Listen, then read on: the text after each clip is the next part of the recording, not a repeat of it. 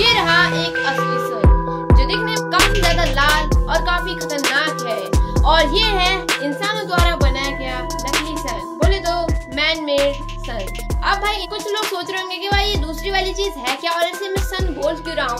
चलिए मैं आपको बताता हूँ। तो दोस्तों ये जो दूसरी वाली चीज है ये ह्यूमन मेड मतलब इंसानों द्वारा लैब में क्रिएट हुआ सन है, जो मैन मेड है, मतलब हम ही ने बना रखा है भाई। और सबसे हैरानी की बात तो ये है कि ये सन हमारे सूरज के जैसा एकदम डिक्टो सेम है। मतलब भाई इसमें वही सेम एनर्जी होगी जो सन के अंदर है, मतलब पूरी सेम तो नहीं लेकिन थोड़ी बहुत तो सेम होगी ही।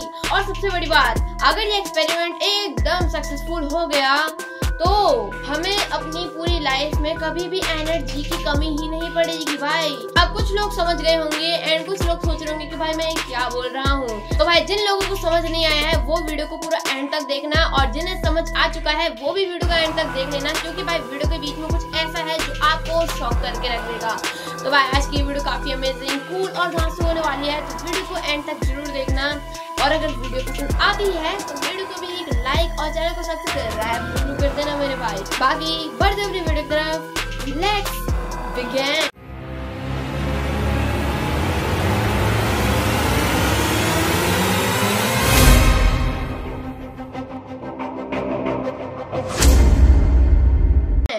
अब इन चीजों की शुरुआत होती है 1960 की, जब अमेरिका के कुछ साइंटिस्ट अपनी लैब पे बैठकर ये आर्टिफिशियल सन क्रिएट कर रहे थे। और इस सन में सबसे स्पेशल बात तो ये है कि इसमें हमारे सूरज के जैसा न्यूक्लियर फ्यूजन होता है, मतलब इसमें इतनी क्षमता है कि हमारे सूरज जैसी एनर्जी प्रोड्यूस कर दें। अब ध्यान रखना, मैंने सूरज जैसी कहा है, सूरज के बराबर नहीं, क्योंकि फ्रेंड्स अगर इसने हमारे सन के बराबर एनर्जी प्रोड्यूस कर दी तो हो सकता है कि हमारी पृथ्वी का पूरा एंड हो जाए।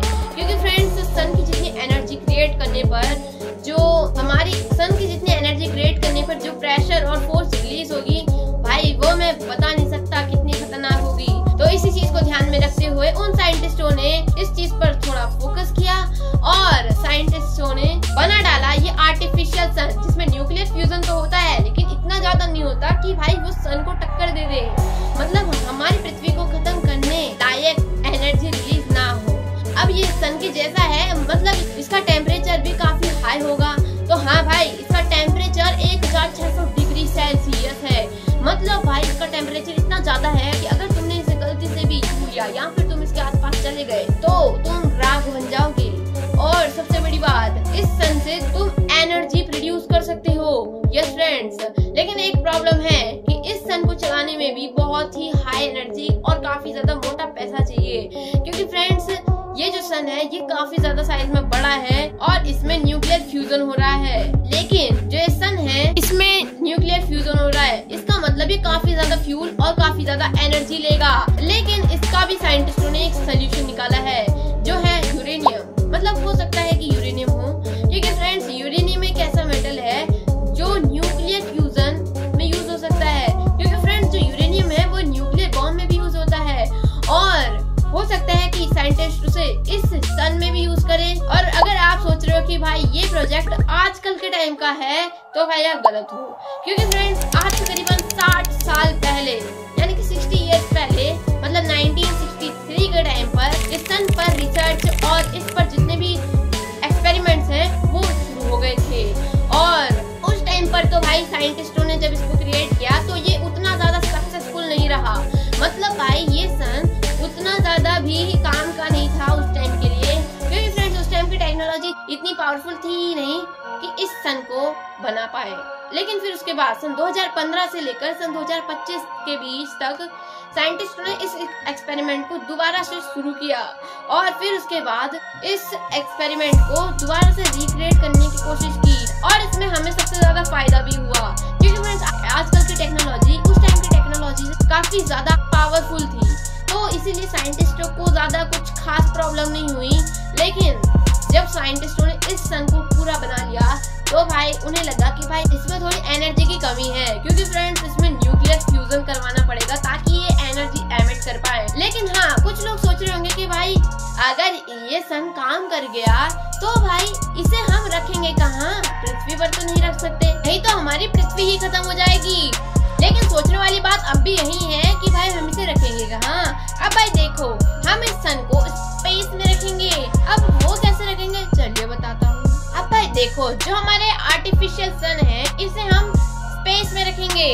अब स्पेस में कहाँ रखेंगे चलिए बताता हूँ। अब भाई देखो, जो ये सन है इसको हम ISS यानी कि international space centre space station के द्वारा इस आर्टिफिशियल सन को स्पेस में पहुंचाएंगे। और जैसे स्पेस तक पहुंचेगा फिर उस सन को हमें ISS से डिटैच करना होगा। और जैसे हम ये काम कर लेंगे, हमारा जो सन है वो 50% स्पेस में पहुंच चुका है, मतलब सन का काम 50% हो चुका है। और जैसे ही हम इसे डिटैच करेंगे फिर इसके बाद हमें इसे एक एनर्जी सोर्स देना पड़ेगा।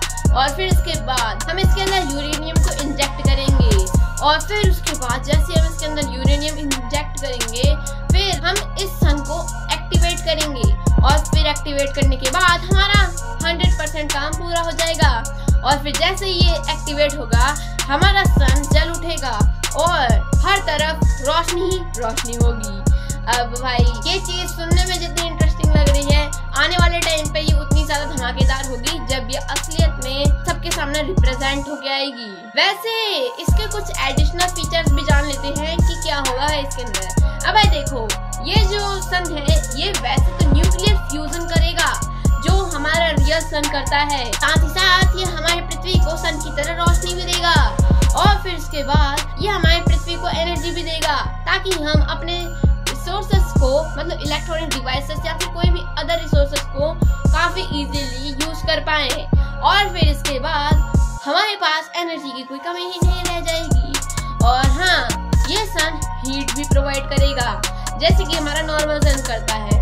अब ये हीट ऐसे तो सन की होगी, लेकिन हाँ इसमें थोड़ी सी प्रॉब्लम भी हो सकती है, जैसे कि ये हीट शायद से उतना ज्यादा फायदेमंद ना हो जितना ज्यादा हमारा असली सूरज का हीट होता है।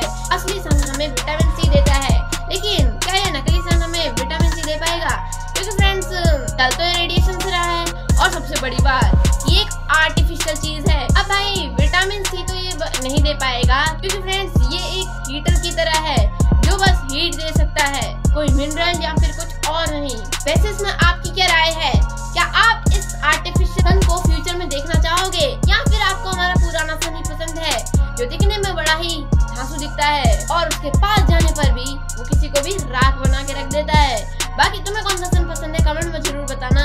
एंड मैं आज की वीडियो को यहीं तक रखना चाहता हूँ। वीडियो पसंद आई होगी तो वीडियो को भी एक लाइक और चैनल को सब्सक्राइब जरूर कर देना मेरे भाई। एंटार्क्टिका का ये सीक्रेट जानकर आपके भी होश उड़ जाएंगे। और ये प्लेनेट एक्स की मिस्ट्रीज है क्या जो सबको इतना हैरान कर रही है? भाई ये दोनों वीडियो काफी अमेजिंग था और काफी क्रिटिकल होने वाली है, तो इन दोनों वीडियो पे भी क्लिक जरूर कर देना। एंड मैं मिलूंगा आपसे इन 2 वीडियो में, तब तक के लिए good bye and take care friends.